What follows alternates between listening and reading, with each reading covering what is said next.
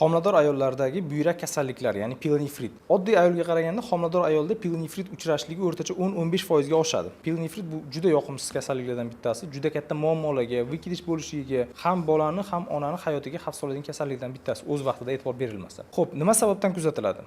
Bola o'sgan sari u siydik yo'llarini qisib, siydik kelishligini to'siq bo'lib, infeksiya rivojlanishiga, siydik orqaga ketishligiga va pielonefrit o'sha buyuragimiz shamollashiga olib kelishligi mumkin.